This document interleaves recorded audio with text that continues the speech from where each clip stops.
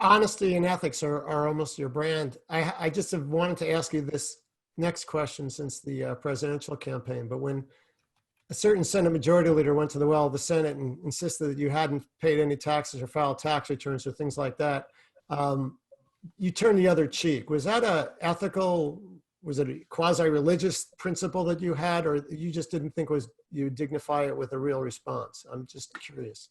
I don't attribute it to any religious conviction. Although I appreciate being having that brought into bear. When some things are just so ridiculous, I think it's better, instead of returning fire, just to basically smile and say that's wrong. I feel very sorry that the majority leader at that point was apparently misinformed. Who knows where he got the information? I frankly wish it were accurate. I wish I had not had to pay taxes in the prior 10 years, but I think in the prior 10 years, there had not been one year where I had paid less than $1 million in income tax. And in most years, substantially more than that. So he was way off the mark. You could spend your time, if you will, battling against people who attack you. And if there's a saying in politics, I'm sure you've all heard it, which is, if you're explaining, you're losing. And if someone attacks you and then you spend your time talking about how what they said is wrong, to the general public that doesn't pay a lot of attention, all they hear is there's some stinky thing about Romney not paying his taxes. And they don't really hear your argument. They don't hear his argument. You're just giving it more air. So the better way to go after somebody that attacks you falsely is to go after them, on something else and hit back, but not spend your time trying to defend yourself. So, when it came to the Democrats and their attacks on me, my best response was not trying to defend myself and explain, but instead go back at them as hard as I could. And maybe if I'd done a little better at that, I'd have become president. But I followed what I thought was the more effective way in dealing with an attack. Well, I appreciate your candor and your ethics. I'll bring this back to the present. Americans are scared right now. I can't recall a point in my history. I mean, certainly after September 11th, it was sudden and it was quick, and didn't seem quick at the time. But we moved on in a couple of months. We're already beyond a couple of months, and there's a lot of uncertainty about when the pandemic will end, how the economy will bounce back, and how differently the world will look on the other side. So. Even in Northern Virginia now, things are strange. So many organizations have come to a halt as you and your fellow senators have moved from handling everyday congressional business to working to help our country weather the storm. You've been exposed to the virus. You went into self-quarantine yourself. What would you say to your fellow Americans, in particular to Northern Virginia residents and businesses in this very unusual time? Well, I think we're learning more about the virus. I think one of the things that made it so difficult at the outset for people to understand was that we didn't know much about it. The CDC didn't know much about it. So governmental leaders expressed what they knew, but there's so much they didn't know. We know a little bit more. I should probably say we know a lot more, but there's still a great deal we don't know. We don't know, for instance, how many people are asymptomatic. Some studies suggest that the majority of people who get COVID-19 are asymptomatic. Others say, well, that's just not possible. We don't know. We don't know whether, if you have antibodies, whether you're going to get it again, whether you're susceptible to get it again. We don't know whether a vaccine is going to work or not. We hope so. And there are many efforts to try and get one to work, but we don't know whether there will be one that works. And if so, when it'll come out. My own orientation is to let people know precisely what we know and what we don't know.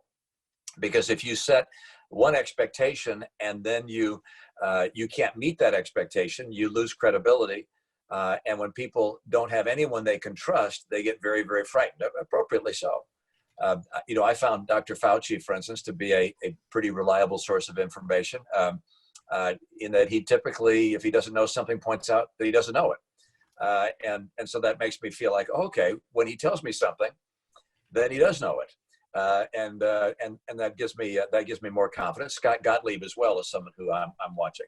My own view is this, which is we can hope that there's going to be a vaccine and or a treatment which will make this all go away in a big hurry. but we can't plan for that because it's uncertain. What we therefore need to plan for is the circumstance where this virus is continuing to be passed along within our society for at least the next year. And I don't want it to go on that long. Hope it'll be much less than that, but it'll probably still be around at least through this year and maybe early next year, and perhaps even longer. So what do we do in a circumstance like that? And that's what I think we have to think through. And I think it'd be helpful, and at some point I expect to see this, where the CDC or other governmental officials will say, okay, look, here's our recommendation for how you reopen, because we're not going to keep America shut down for a year. If this goes on for a long time, or we don't have a vaccine soon, or we don't have a treatment soon, beside remdesivir, which is kind of a partial treatment, but obviously not one that's adequate, then we got a plan that we got to get back up and running again. So how do we do that? And I would expect the CDC to say, okay, here's what we think ought to happen in schools, particularly schools in counties where the transmission rate may not be real high. And here's what we think should happen in schools. Here's what we think should happen in institutions of higher learning. Here's what we think should happen in construction. Construction where you're not cheek to jowl with the person next to you. Here's what we think should happen in manufacturing and the kind of distancing that may be appropriate. But I think it's getting to be time for people to see a pathway for each of the major economic elements of our society getting back engaged. I don't think it's going to be hey, everything's back to normal now, everybody go back. I don't think that's going to happen. I think it has to happen not just geographically in different ways, but also sector of the economy in different ways. So auto retailing, we can probably go back to auto retailing, auto repair. We can probably go back to auto repair, but maybe we're not going to do retail in a confined area, and maybe we're not going to be in restaurants and bars as quickly as we're going to be in a retail establishment. But let's lay those things out in a way that's credible and that people have confidence in and can plan for. In the hope that we get a treatment or a vaccine, but by planning to say, if we don't, here's how we're going to operate. And I would suggest that for every enterprise, that people say, all right, how do we operate my business in the coming year, assuming we're not going to have those deus ex machina solutions? Here's how we're going to operate our business. And I mean, that, my comment about focus, that's what I'd be focusing on. How do we operate my business, and how do I get the cash I need to keep it operating during these challenging times? So basically you're saying plan for the worst and hope for the best. Yeah. So in Utah, has gotten hit a lot easier than almost every other state. What are you hearing from the residents there? And are you advocating a national approach, or is it a regional approach you're talking about? Yeah, I already think that reopening businesses has to be considered on a county by county basis. And states obviously have an overview because they may particularly be concerned about medical capacity to deal with what might spill over a county line from that standpoint. But in some cases, in the state of Utah, for instance, there's some counties that are quite rural, where there have been very, very few cases and perhaps only one death. In a setting like that, they're probably able to go back to certain types of economic activity more quickly than they will in a more densely populated area. So I'd look county by county. I think the governor in the state is doing a good job doing precisely that. And then I would look, if you will, economic sector by economic sector. And some can go back more quickly than others. I mentioned construction, auto retailing. These are entities which I think are able to get back. My own personal view, I'm not an expert in this, not a virologist, but I do believe that what we're learning suggests that our elementary schools may be able to go back, and certainly higher education in the fall. So let's let the experts take a look at that. But I do think it's sector by sector and geography by geography. We're certainly, parents everywhere are cheering for you. Yeah. So you've certainly been out in front of on the COVID-19 response, and you've pushed federal leaders to take action and support small businesses. and individuals who are suffering financially. What advice do you have for individuals that are running small businesses and startups? And how can they optimize the federal support that they're trying to get through this crisis? Well, as you know, the federal program that's received most attention is the PPP program, the Paycheck Protection Program. And it really is not designed necessarily to save all the small businesses that may be in financial difficulty.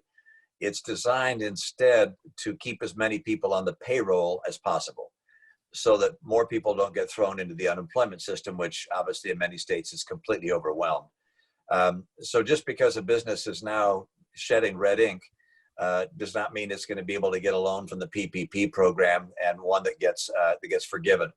The entities that should take advantage of the PPP program are those which would be laying people off. And instead of laying off, they're willing to get a PPP loan so they can keep on paying those people.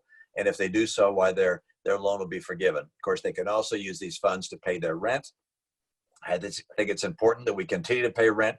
I know there's a hue and cry now and then to say, don't pay your rent. It's like, no, pay your rent. If you don't pay your rent, then the landlords can't pay the banks. If the banks are getting paid, we're going to go into a financial crisis of some kind. So we got to keep paying our obligations like that. But I would take advantage of the PPP program if you meet those criteria.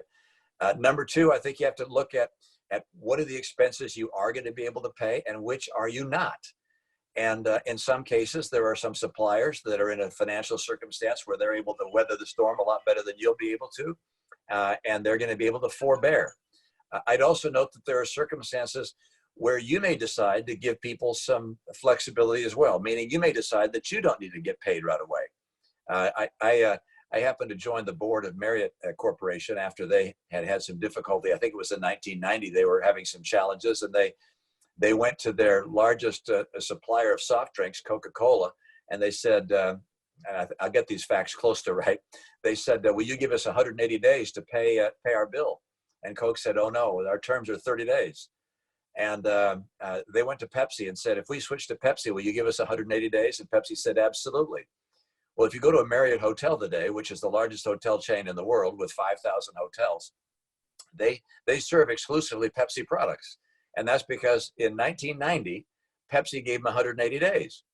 So I would suggest that as you think about your customers, if you have a customer that's you think has great potential down the road, and if you have financial capacity to hold on a little longer than you might give them some terms, because that can establish some loyalty that will be paying dividends for you a long, long time. I would finally just note that this is a good time to be planning what you're going to look like when COVID-19 is over. When you're in the middle of a pandemic, as we are, it's hard to imagine that it will be over. But certainly 2 years from now, this will be over for all intents and purposes for almost all of us. And our businesses are going to change. Our business model will change. In some cases, some of the team members we have may want to take different responsibilities. So thinking about how to recast your enterprise, not just for this 2-year period, but for the time thereafter, is an important task. And I'll mention one more thing. And that is, at a time like this, maintaining the psychological help and health of your team members is a high priority. And so finding ways to keep in touch with them, to activate them, to have them involved in important projects so that they're using their mind and feel like they're contributing, that's important. So having responsibilities laid out with people working on different projects, even projects that may not be real high priority right now, but having people have something that they need to be doing and that they can feel they're contributing to is important at a time like this. And that doesn't mean as CEO, you've got to figure it out for your whole enterprise, but you might figure it out for your direct reports. And then your direct reports hopefully will be doing the same things for their direct reports and so on, such that you maintain the psychological health of your entire enterprise. I think that's phenomenally great advice. So there's a lot of pearls in that about focusing on the future afterwards, thinking about the opportunities with customers to build loyalty, to employees to build loyalty, focusing on psychological health, keeping people engaged. Those are all terrific things. My team got together and said that we're going to judge ourselves by whether we're a better organization after this and whether we're better individuals after this. It's an opportunity for employees to learn new skills, but it is challenging. I think we recognize that for a lot of people. I think especially people with kids and people who are living alone. And it's a really tough one for a lot of people, and it's a challenge for our country. But that's great advice. In fact, speaking of, one of the things is that you've been such a leader on, before it was fashionable, was healthcare reform.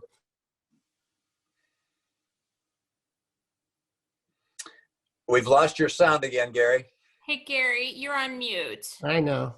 I got it. All right, So good. You've pushed for greater transparency when it comes to pricing and leveraging innovation to reduce costs.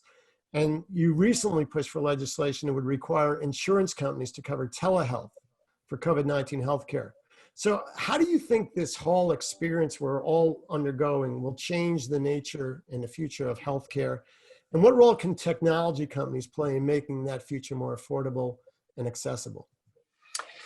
Healthcare is one of the great economic and obviously personal priorities, I think, for many, many people across the country as we think about the healthcare industry.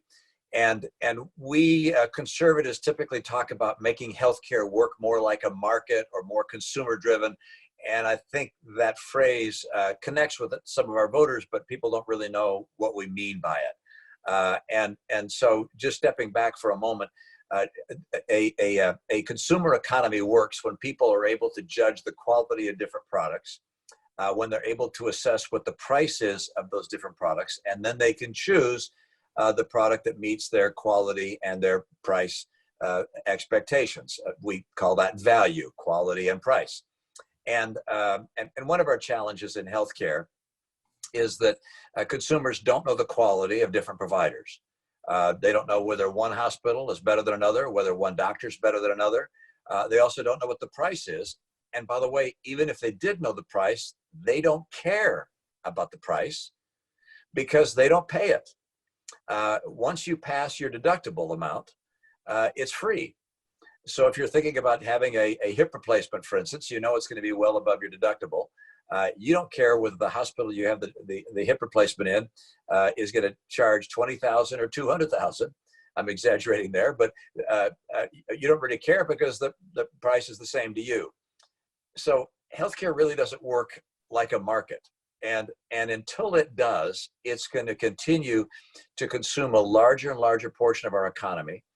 We're going to have providers that in some cases don't do a real good job, but because people don't know who does a good job or bad job, they'll stay in business. The cost will continue to go up and up and up because the consumer is not able to restrain that cost by their consumer behavior. So as I look at healthcare, I believe there's going to have to be in our country one of two directions. One is the direction that my Democrat friends insist upon, which I think would be a big mistake, which is saying the government's going to take it all over. And the government's going to tell you which hospital to go to, which doctor to go to, what surgery you can have, what surgery you can't have. You know, they used to talk about death panels. That's not the term I would use, but they're going to make decisions saying, I'm sorry, you're too old or you're too sick to get this particular procedure. And that would lead to a great deal of frustration. One comedian once said, if you think healthcare is expensive now, wait till it's free. Because I can tell you this, in our country, where we're used to getting whatever healthcare we want, and that is those that have insurance, the idea that the government's going to tell us, no, you can't get that, that's not going to sell. And politicians are going to say, everybody can get everything. We're not going to have death panels here. We're going to have the opposite. We're going to say you can get whatever you want, and the cost is going to become overwhelming. So what's the alternative? The alternative is a more, if you will, a Republican-driven or consumer-driven approach, which is to say, give people more information about the options they have and the healthcare procedure they might want, more information about the quality of the provider they're considering, more information about the price. And frankly, and I know I don't get a lot of takers on this, but I would far prefer to go to a model that's not deductible based, but instead co-insurance based, where an individual pays a percentage of their bill from $1. And perhaps you reach a point where it's like, no, you don't pay any more. Like, you're not going to pay up and up and up. There's going to be an upper limit, and that's probably based upon one's income. But in countries like Switzerland and France, for Pete's sakes, it's hard to imagine we're going to learn something for the French. But in France and Switzerland, people pay 25% of their healthcare bill, and as a result, they shop around, and they use healthcare when they need healthcare, not just when they want to stop in and say hi to the doctor. And not that ever happens here, but anyway. The idea of having people have a stake in their healthcare in terms of a financial stake and knowing who provides better care, I think that's the direction you're going to see our country have to take if we're ever going to get control of our healthcare cost. So let's learn from other people around the world. As you know, Switzerland and France, their healthcare as a spending of their total economy is about half of ours. Let's see how it works there, what works, what doesn't work. But I think that's a better model. And so from a technology standpoint, those that are getting information that can be provided to consumers, I think will ultimately end up with the strongest position down the road. Well, certainly the tech industry stepped up and done a lot of different things to try to help to get to that point, including providing information about people so they don't have to go to a doctor, so they can communicate. Telehealth is certainly, this is one thing the pandemic has done, is it's gotten us working at homes, and it's gotten going to doctors electronically more than we ever have in the past. But speaking of technology in this pandemic, you've urged the CDC to modernize data collection and tracking services to have accurate information. How can we go further in this, and how does privacy concerns come into play? And how can we resolve this as we're flying this airplane? How can we fix it? Yeah, I find it very frustrating. I spoke with Dr. Redmond at the CDC early on, and I said, what are we finding in our hospitals? What are the ages of people that are going into the ICU? What are the ages of people getting out of ventilator? What are the ages of people that are dying? What are their health conditions as they go into those stages? And the response was, well, we really don't know. We're doing a study on one, we're doing a study on another. I said, well, don't you know across the whole country what's happening in all the states and in all the hospitals? And the answer is no. And he said, no, actually the hospitals report to state health officials. And he said, in some states, they're doing that with pen and paper. I said, you got to be kidding. He said, no, they're sending in paper reports. It's like, in this day and age, really? And at the federal level, we have to rely on the information that's coming from the states. So the idea that we have a system that is that antiquated, I found to be very troubling. And so I have proposed to the head of the CDC that they put in place, not building it themselves, but that they work with a technology consortium to put in place a real-time data collection system, such that when we have a pandemic like the one we have information, and we can make decisions based upon that information. Astonishing to me that we don't. Now, this doesn't mean that we have to have a patient's name.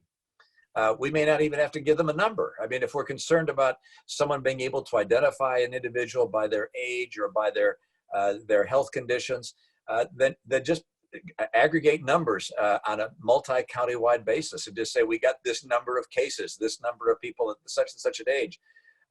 Because we're not looking to identify the individuals, we're looking instead to find trends that can inform public health decisions. So, and by the way, what I find astonishing is there's a company in my state, in Utah, been around for 11 years. It provides data to hospitals. And this told me what is available. It has some 500 different hospitals that are clients, and it tracks where a particular patient, what room a particular patient has gone to, how many rooms they've been into, what medical professionals have gone into that room, such that in the event if there's something infectious, they know who has been there. I mean, this is the kind of granular data that our technology companies are able to provide, but unfortunately, the CDC and our government doesn't have anywhere near that kind of data. So, look, my view is that we have antiquated systems throughout government, but in healthcare, the cost is right now being realized, and I think our government and the CDC ought to say, okay, we're gonna spend the money necessary to get ourselves modernized. Okay, Senator, we have just a few minutes left. We have a bunch of questions. You And I sure want to start do. with the first. So from Graham Gillen, how do you think we should think about defense spending post-COVID-19? Should we consider disease, pandemic prevention part of protecting the country? Yeah, I do think that healthcare is part of protecting the country. I think we're going to have to think about where we source our medicines. I think a lot of people were shocked to find out that all of our penicillin comes from China. When we're in a trade war, why they could cut that off or raise the price through the ceiling. I mean, some of these things we're going to have to really rethink. I also would note that we are going to continue to invest in our military. We did a calculation that of the roughly $1 trillion we spend on national defense, including care for our veterans, only 15% goes into procurement of equipment. 15%. So we take a lot of pride in the fact that we're spending so much in our military, but overwhelmingly that's on people and healthcare and housing and the like, and retirees and veterans. And we've got to be doing a better job buying modern equipment to make sure that we don't get surpassed. But is healthcare part of our national security interest? Absolutely. Another question. Many experts say a full reopening of the U.S. economy will require widespread testing, a large number of contact tracers, and an infrastructure to support extended isolation and quarantine.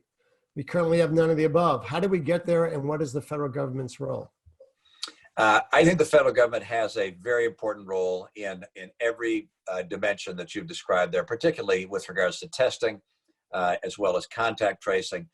Look, the federal government has to play a role of coordination and management. You can't have all the states and counties competing with one another to buy protective equipment or to buy different tests. The federal government has a role to play there, and that I think is a vital role. Would it be essential to have extensive testing to completely open up the economy? I think a number of folks believe so. Dr. Fauci has certainly said so. I hope we get there. I think it's going to be a while. I think until we have antibody testing and almost immediate testing available to people across the country, it's going to be hard to get back into the full swing of things. So yeah, is that important? Yes. Now, by the way, some states are doing that already. At least the contact tracing portion. Both my state, Utah, as well as Massachusetts, began hiring people to do contact tracing.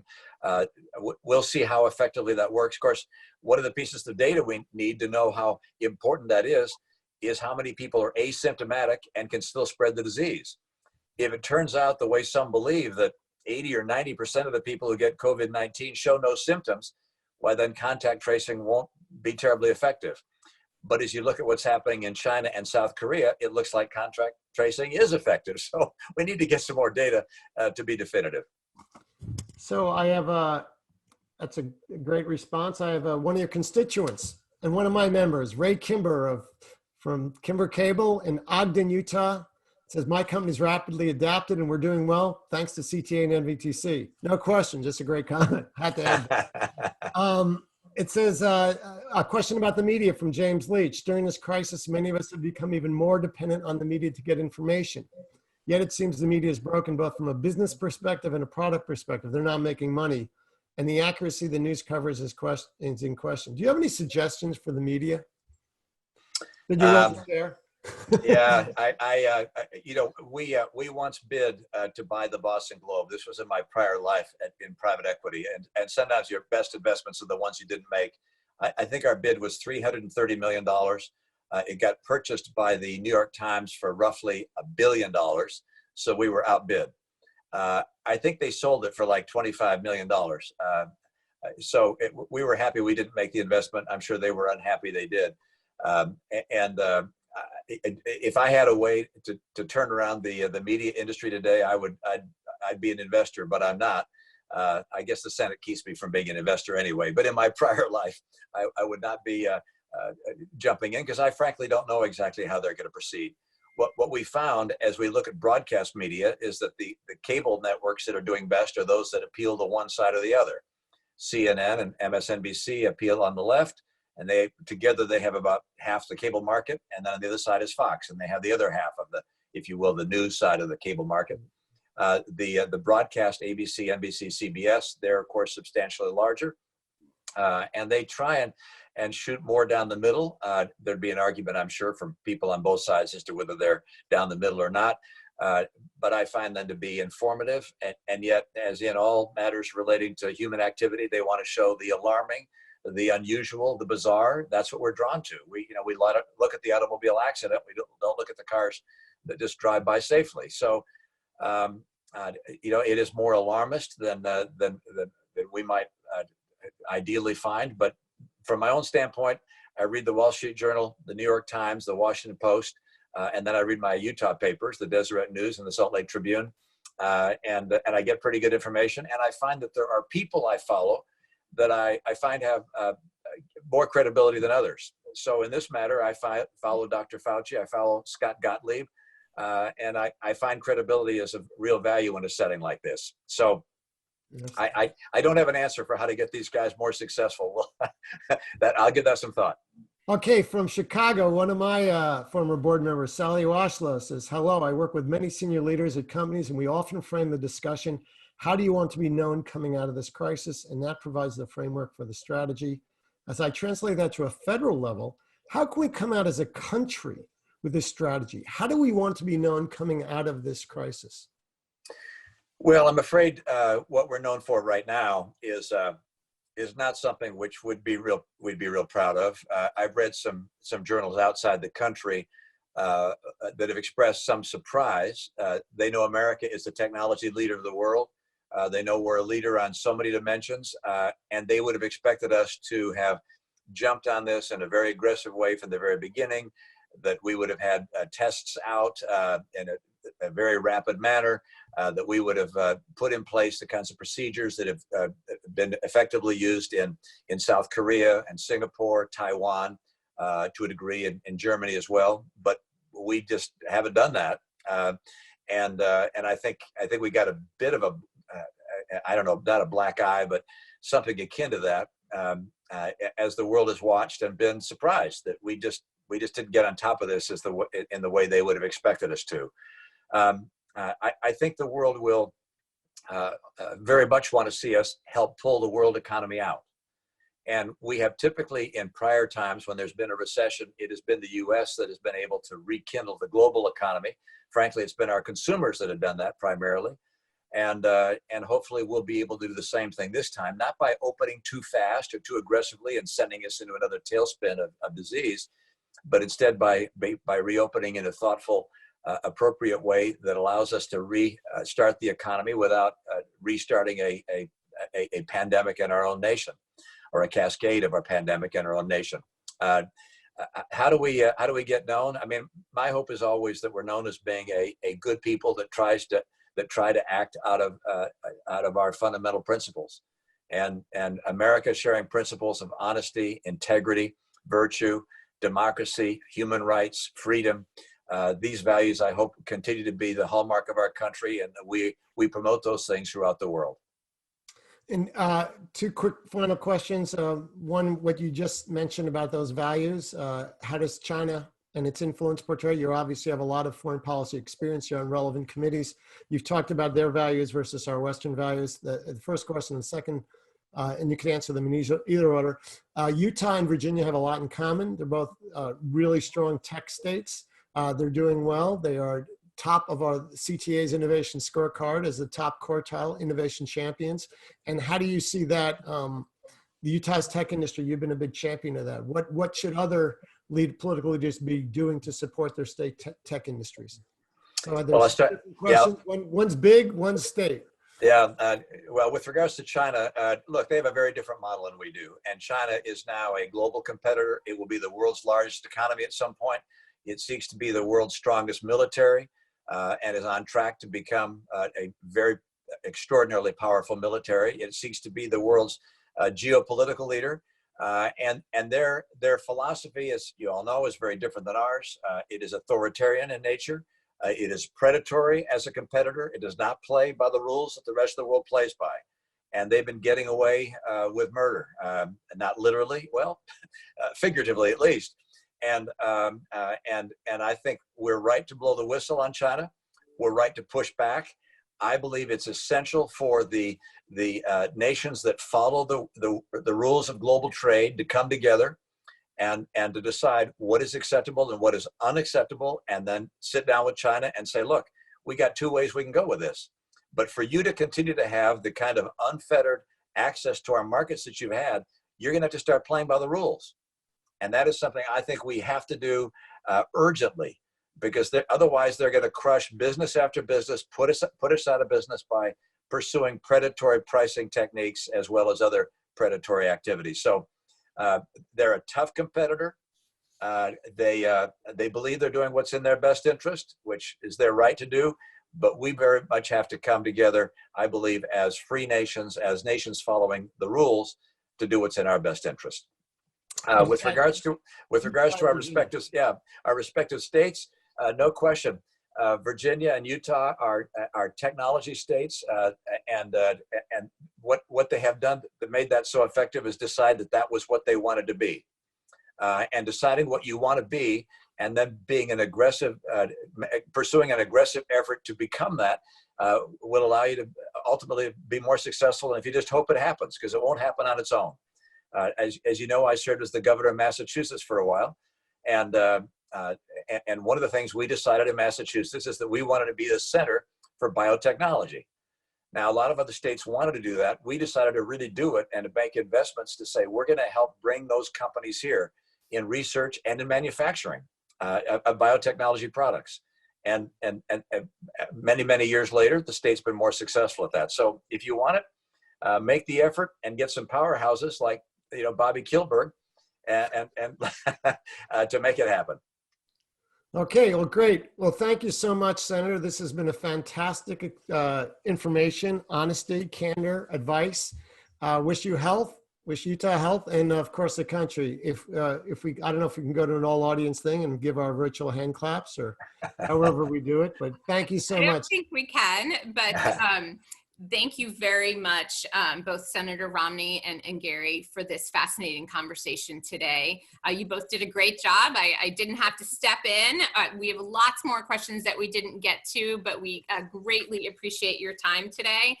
And I would just like to remind everyone that we will be hosting more of these Masters of Leadership series. The next speaker will be the U.S. Department of Labor Secretary Eugene Scalia on Monday, May 11th. And he will be followed by the former Governor Chris Christie on May 22nd. Registration is open on our website, which is nvtc.org. We hope to see you for another virtual event. And in the meantime, as we conclude all of our virtual events these days, please stay safe and stay healthy. We wish you all the best. Thank you.